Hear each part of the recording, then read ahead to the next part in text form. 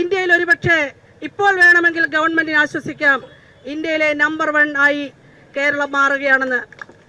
ഏറ്റവും കൂടുതൽ ഓണറേറിയം അത് 12,000 രൂപയാണ്. ജീവിക്കാൻ ആവശ്യമാണെന്ന് വെച്ചാൽ അല്ല, പക്ഷേ ആ 12,000 രൂപ നൽകുന്ന ഒരു സംസ്ഥാനം ഇപ്പോൾ അത് കേരളമായി മാറിയിരിക്കുന്നു. ഞങ്ങൾക്ക് വളരെ അഭിമാനമുണ്ട്. കാരണം 7,000 രൂപ 12,000 രൂപയാക്കി എന്ന സാമ്പത്തികമായ നേട്ടത്തിനും അപ്പുറത്തേക്ക് സ്ത്രീകൾക്ക് കൂടുതൽ കരുത്തും ആത്മവിശ്വാസവും അന്തസ്സും കൊടുക്കുവാൻ ഈ പ്രക്ഷോഭത്തിന് കഴിഞ്ഞുണ്ട്.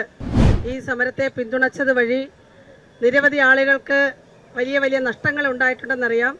അതിനകത്ത് ഏറ്റവും പ്രധാനപ്പെട്ട വ്യക്തിയാണ് ശ്രീ പ്രേംകുമാർ. അദ്ദേഹം ചലച്ചിത്ര അക്കാദമിയുടെ ചെയർമാനായിരുന്നു.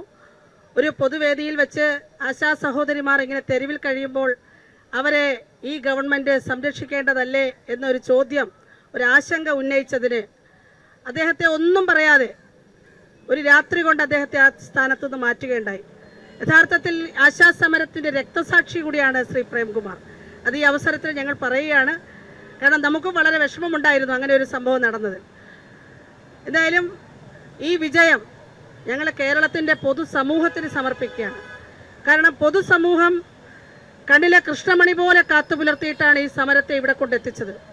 ശരിയാണ്, ആശാപ്രവർത്തകർ ഈ തെരുവിലേക്ക് വരികയും തെരുവിൽ കിടന്നുറങ്ങുകയും മുടിമുറയ്ക്കുകയും നിരാഹാരം അനുഷ്ഠിക്കുകയും കാസർഗോഡ് നിന്ന് തിരുവനന്തപുരം വരെ തെരുവിലുറങ്ങിക്കൊണ്ടുള്ള സമരയാത്രകളൊക്കെ നടത്തി. പക്ഷേ ഇതിൻ്റെയൊക്കെ പിന്നിൽ പ്രവർത്തിച്ചത് ഈ കേരളത്തിൻ്റെ പൊതുസമൂഹമാണ്. നമ്മൾ ഈ നഗരത്തിൽ ഒരു പൊതു ശൗചാലയമില്ല. ഈ സെക്രട്ടേറിയറ്റിൻ്റെ പരിസരത്ത് ശ്രീമാൻ ഉമ്മൻചാണ്ടി മുഖ്യമന്ത്രി ആയിരിക്കുന്ന സമയത്ത് അന്നിവിടെ നടത്തിയ സോളാർ സമരത്തിൽ 4 ദിവസത്തെ സമരം കഴിഞ്ഞ് ലക്ഷക്കണക്കിന് പ്രവർത്തകർ തിരിച്ചു പോകാൻ നിർബന്ധിതമായി എന്ന് അവർ അന്ന് പറഞ്ഞ കാരണം, അവർ മാധ്യമങ്ങളെ വിളിച്ചു പറഞ്ഞത് ഇവിടെ കക്കൂസില്ല എന്നാണ് ഇത്രയും ആളുകൾക്ക്. അങ്ങനെ 10 വർഷം മുമ്പില്ലാത്ത കക്കൂസ് 10 വർഷവും പണിതിട്ടില്ല. ഞങ്ങൾ ഈ മുന്നിൽ കാണുന്ന ഈ കടകളിലാണ് ഞങ്ങളുടെ പ്രാഥമിക ആവശ്യങ്ങൾ നിർവഹിച്ചത്. ഞങ്ങൾ ഈ വേദിയിൽ ഇവിടുത്തെ ഈ കച്ചവടക്കാർക്ക് ഞങ്ങൾ നന്ദി പറയുകയാണ്. ഞങ്ങൾ ഈ തെരുവിൽ ഉറങ്ങുമ്പോൾ രാത്രി ഞങ്ങൾക്ക് കാവലിരുന്ന ആളുകളുണ്ട്, ഞങ്ങൾക്കറിയില്ലാത്ത ആളുകൾ, അവരോട് നന്ദി പറയുകയാണ്.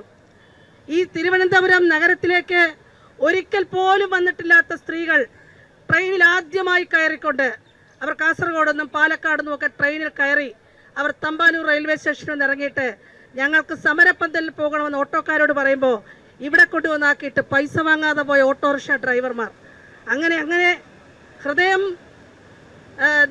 നുറുങ്ങുന്ന വേദനയുള്ള നിരവധി സന്ദർഭങ്ങളിലൂടെയാണ് കടന്നുപോയിട്ടുള്ളത്.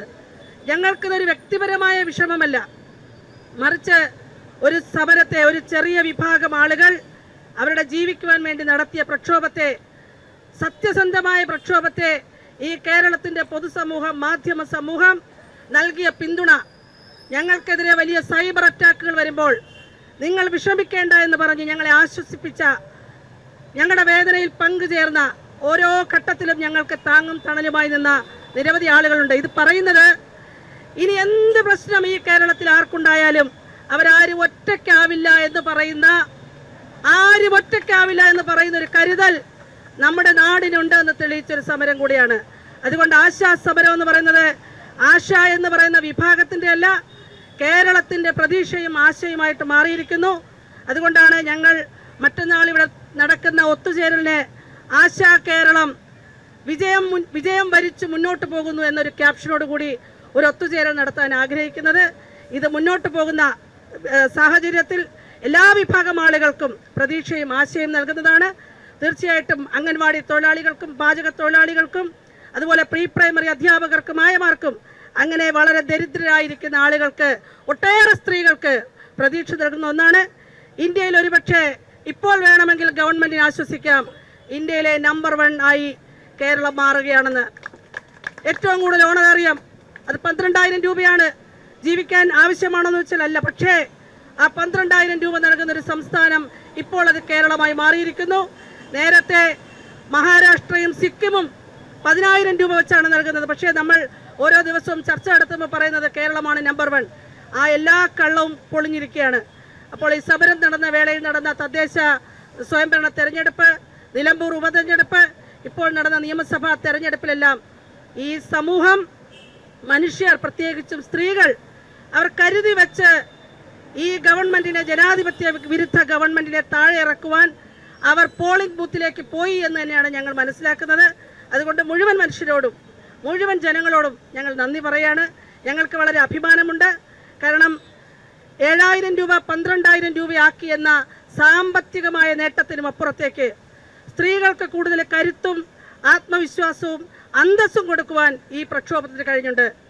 അത് ഈ ഗവൺമെന്റ് ഞങ്ങളോട് കാണിച്ച അനീതിക്കെതിരെ നടത്തിയ പോരാട്ടം, തെരുവിൽ വന്ന് പരസ്പരം ഒന്ന് സംസാരിക്കാൻ പോലും മടി കാണിക്കുന്ന സ്ത്രീകൾ വന്ന് ഈ തെരുവിൽ വന്ന് ഏത് ത്യാഗവും സഹിക്കുവാൻ, എത്ര ബുദ്ധിമുട്ടും സഹിക്കുവാൻ ഈ കഴിഞ്ഞ ഗവൺമെന്റ് ഞങ്ങളെ പ്രാപ്തരാക്കി എന്ന് പറയുന്നൊരു നന്ദിയും ഞങ്ങൾക്കുണ്ട്. ഇന്നിപ്പോൾ ധാരാളം സൈബർ രീതിയിൽ ഈ 3,000 രൂപ വർദ്ധിപ്പിച്ചത് നമ്മുടെ ബഹുമാന്യനായിരുന്ന ശ്രീ അദ്ദേഹം ബാലഗോപാലൻ, കഴിഞ്ഞ ധനകാര്യ വകുപ്പ് മന്ത്രി, മല എലിയെ പ്രസവിച്ച പോലെയാണെന്ന് പറയുന്നു. അദ്ദേഹത്തിനുള്ള മറുപടി പറഞ്ഞ നിമിഷം മുതൽ ആളുകൾ കൊടുക്കുന്നുണ്ട്. പറയുന്നില്ല, ഇവിടെ പ്രസവിക്കാൻ ഒരുപാട് സമയമുണ്ടായിരുന്നു. ഞങ്ങൾ പ്രതീക്ഷിച്ചത് സമരത്തിന്റെ 2ാം ദിവസം ഞങ്ങളെ വിളിച്ചു ചേർത്തുകൊണ്ട് നിങ്ങൾക്ക് അടിയന്തരമായ ഒരു ചെറിയ തുക അനുവദിച്ചുകൊണ്ട് പരിഗണിക്കാമെന്ന് പറയുമെന്നായിരുന്നു.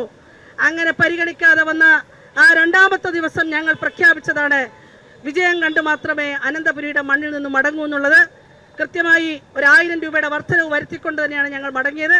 പിന്നീട് അതുകൊണ്ടും തെരഞ്ഞെടുപ്പിൽ പിടിച്ചു നിൽക്കാൻ പറ്റില്ലെന്ന് മനസ്സിലായിട്ടാണ് ബജറ്റിൽ വീണ്ടും 1,000 രൂപ കൂട്ടിയത്.